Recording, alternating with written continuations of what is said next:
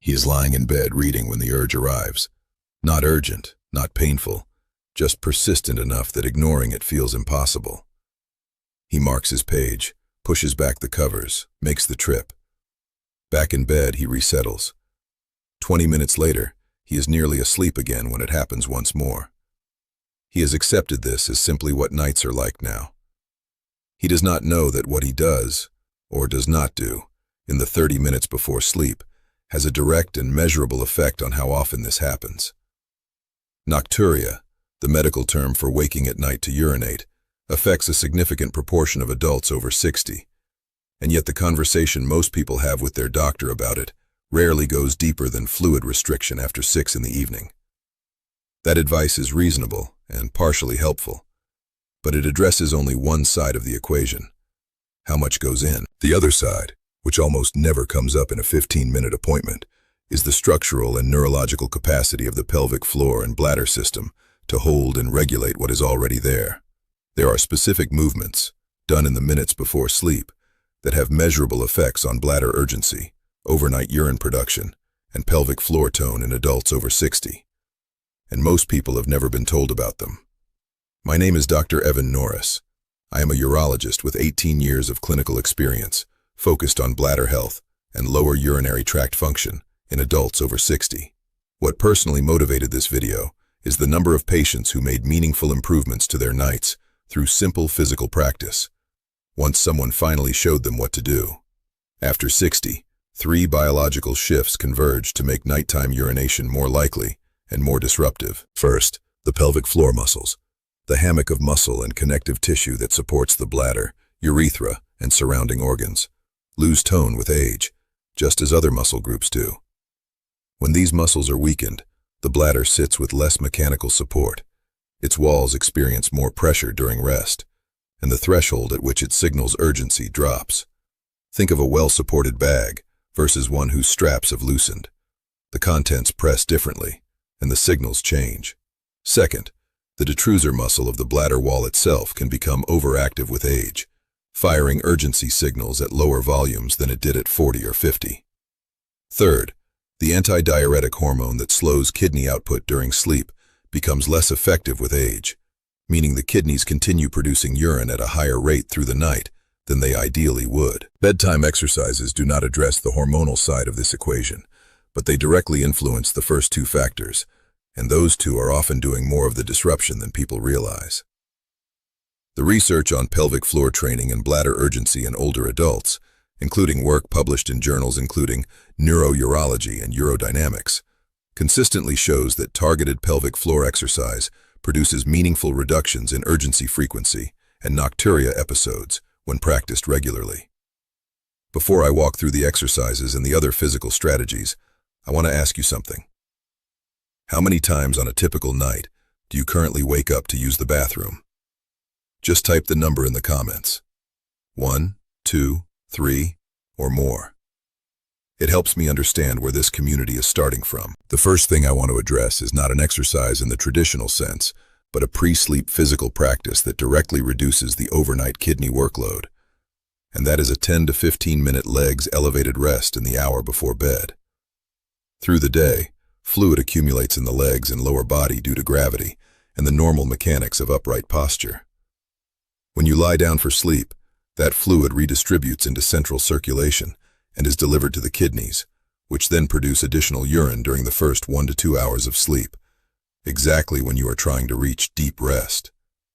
Elevating the legs before bed, while still awake, initiates that redistribution early and gives the kidneys time to process the fluid load while you are conscious and can make a final bathroom trip before sleep. It effectively drains the reservoir before you lie down for the night, rather than while you are trying to stay asleep. Research from the field of fluid redistribution in older adults, including clinical observations, published in the Journal of Urology, supports leg elevation as a practical non-pharmacological strategy for reducing nocturia episodes. A man named Seamus, a former surveyor who had spent decades working outdoors on uneven ground and who had the kind of practical problem-solving instinct that comes from years of working with the physical world, came to see me after his wife noted he was up 3 times most nights. He was careful about fluids after dinner, and still waking consistently. When we talked through his evenings, he went directly from the dinner table to the couch to bed. No leg elevation, no deliberate draining of the day's fluid accumulation. Adding 15 minutes of legs-up rest on the couch before brushing his teeth reduced his consistent third waking to occasional within a month. The practical fix. In the hour before bed, spend 10 to 15 minutes lying down with your legs elevated above heart level, propped on pillows, on the arm of the sofa, or on a wedge. Make a bathroom trip immediately before sleep. This is not stretching or strength work. It is gravity-assisted fluid management, and for many people, it is one of the most effective changes they make. The second practice is the one most people associate with pelvic floor training, Kegel exercises. And I want to address it carefully, because the way most people do Kegels is not optimized for the specific problem of nighttime urgency in older adults. A standard Kegel contraction, squeezing the pelvic floor muscles and holding, builds general pelvic floor tone over time, and that tone matters. But for bladder urgency specifically, what the research consistently supports is a technique called urge suppression, which combines a pelvic floor contraction with deliberate stillness and calm breathing to override the urgency signal before it escalates. The pelvic floor and the detrusor muscle of the bladder wall are neurologically linked. A firm, controlled pelvic floor contraction sends an inhibitory signal to the detrusor, calming the urgency. When practiced before sleep as a deliberate exercise, rather than only in response to urgency, it builds both the muscle memory and the neurological pathway that allow the bladder to hold longer volumes with less urgency signaling overnight. Research published in the American Journal of Obstetrics and Gynecology and replicated in studies of older men as well as women has documented that pelvic floor muscle training combined with urge suppression technique produces meaningful reductions in urgency and nocturia frequency compared to pelvic floor contractions alone. A woman named Valentina, a former opera singer who had spent her career with extraordinary conscious control over her breath, her posture, and every voluntary muscle in her body, came to see me surprised and a little frustrated that she was waking twice each night. She had tried Kegels on her own for 3 months with limited effect. When I observed how she was performing them, quick contractions, no breath coordination, no urge suppression component, the gap was clear. We worked on a pre-sleep routine of 10 slow contractions, each held for 8 seconds with calm nasal breathing, followed by a deliberate relaxation phase. Within 6 weeks, she was waking once, and by 10 weeks, occasionally not at all. The practical fix. In the 10 minutes before sleep, perform 10 slow pelvic floor contractions. Hold each one for a count of 8. Breathe calmly through the nose, then fully release for a count of 8 before the next. Focus on the quality of the contraction and the deliberateness of the release. Both matter equally. If you are unsure whether you are activating the right muscles, a single session with a pelvic floor physical therapist will orient you correctly. The third bedtime practice targets something that directly affects both pelvic floor tone and overnight bladder urgency, and that is the tension held in the hip flexors, inner thighs, and lower abdominal muscles through extended sitting during the day. When these muscles are chronically tight, which is common after 60 and after years of prolonged sitting, they exert indirect compressive pressure on the bladder and pelvic structures, raising resting pressure in the pelvic basin and reducing the effective storage capacity the bladder can reach before signaling urgency. A targeted 3 to 5 minute stretching sequence before sleep, focused on releasing the hip flexors and inner thighs, reduces that chronic compression and allows the pelvic floor to settle into a more neutral, lower pressure resting position overnight.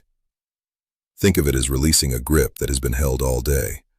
Once the surrounding muscles let go, the structures they were compressing can expand and function more comfortably. A woman named Ingeborg, a former bookbinder who had spent most of her working life seated at a narrow bench doing intricate close work, came to see me with urgency that she described as arriving with almost no warning. Very little time between the signal and the need to act. Her pelvic floor strength was actually reasonable for her age. What was not reasonable was the chronic tightness of her hip flexors and inner thighs, which had been shortening for decades of sustained close-seated work. A simple pre-sleep stretching routine, a kneeling hip flexor stretch on each side, a reclined inner thigh release, and a gentle child's pose produced a noticeable reduction in urgency intensity within 3 weeks. The practical fix. Before getting into bed, spend 3 to 5 minutes in a gentle hip flexor and inner thigh stretch on each side.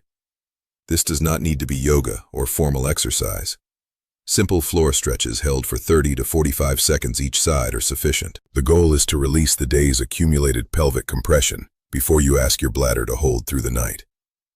If you are still with me and finding this useful, type the word "better" in the comments right now.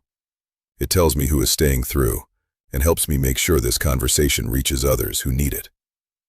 The fourth practice combines the physical with the neurological in a way that many people find surprisingly effective, and that is a deliberate 2-minute diaphragmatic breathing sequence immediately before sleep. The diaphragm and the pelvic floor move in coordination. When the diaphragm descends on an inhale, the pelvic floor gently lengthens, and when it rises on an exhale, the pelvic floor gently rises with it.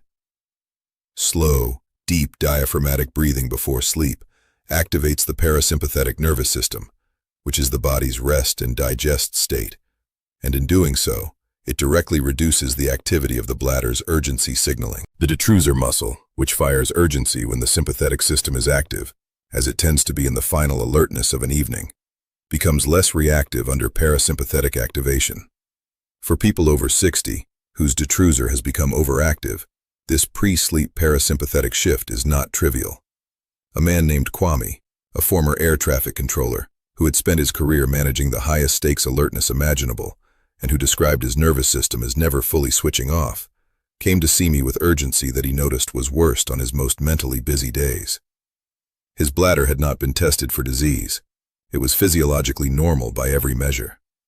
But the sustained sympathetic activation of his evenings was keeping his detrusor in a hair-trigger state. 2 minutes of slow diaphragmatic breathing, in for 4 counts, out for 6, repeated 8 to 10 times, as the very last thing he did before closing his eyes, produced a measurable shift in his overnight urgency pattern within 2 weeks.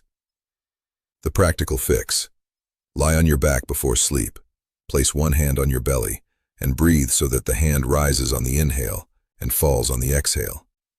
4 counts in, 6 counts out, 8 to 10 cycles. This is your nervous system's off switch, and for bladder urgency specifically, it is more than relaxation. It is direct physiological intervention. The fifth and final practice is one that requires the least physical effort, but often produces among the most consistent results, and that is a deliberate final bladder emptying technique immediately before getting into bed, done in a way that most people have never tried. Most adults stand or sit on the toilet before bed, void what comes easily, and consider themselves done. But incomplete bladder emptying, leaving more residual volume than necessary, means the bladder begins the night already partially full, reaching its urgency threshold sooner. After 60, the detrusor muscle may not generate the contraction force it once did, and a rushed or distracted void may leave a meaningful residual volume.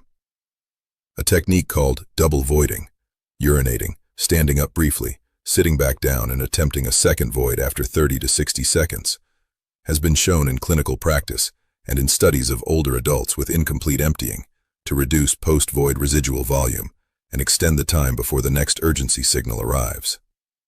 A woman named Dorinda, a former cartographer who had spent her career in meticulous precision and who brought that same precision to describing her symptoms to me, reported that her first waking was consistently within 90 minutes of going to bed, almost without exception. When I asked how long she spent at the toilet before bed, she said a few seconds.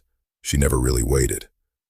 Teaching her the double void technique, unhurried, seated fully, with a slight forward lean at the hips to optimize the bladder neck angle, pushed her first waking from 90 minutes to reliably past 3 in the morning within 2 weeks. The practical fix. Before bed, take your time on the toilet. Void, stand briefly, sit back down, lean slightly forward, and try a second void after 30 to 60 seconds. Do not rush. A more complete empty at bedtime is one of the most underused tools for reducing early night waking. Here is what I want you to do starting tonight. Before bed, spend 10 to 15 minutes with your legs elevated, on pillows, on the sofa arm, wherever works, and make your final bathroom trip immediately after. Then take 5 minutes to stretch your hip flexors and inner thighs before you get into bed. Once you are in bed, do your 10 slow pelvic floor contractions. 8 counts in, 8 counts held, 8 counts released, and follow them with 8 to 10 cycles of slow diaphragmatic breathing, 4 counts in and 6 counts out. And at the bathroom before all of this, practice the double void. Sit, void, stand briefly, sit again, lean slightly forward, and try once more. That is the complete pre-sleep sequence. It takes less than 20 minutes in total. It costs nothing. And for many people over 60, it produces a meaningful change in overnight waking within 2 to 4 weeks. If you are already working with a physician or pelvic floor physical therapist on this issue, bring these practices into that conversation. They fit naturally alongside other treatments and are very unlikely to conflict with anything already prescribed. Everything I have shared today is meant to supplement a conversation with your own doctor, not replace one. Nocturia has many causes, and some of them require medical evaluation, including bladder conditions, prostate health in men, heart function, and medication effects. Please bring these strategies to your physician so they can assess whether they are appropriate for your specific situation and confirm that nothing else is contributing to your pattern of waking. And if improving the quality of your nights has you thinking about what else fragmented sleep is quietly costing your health, the next topic I want to explore with you is how poor sleep in adults over 60 directly affects blood sugar regulation, and what can be done about it before the morning alarm.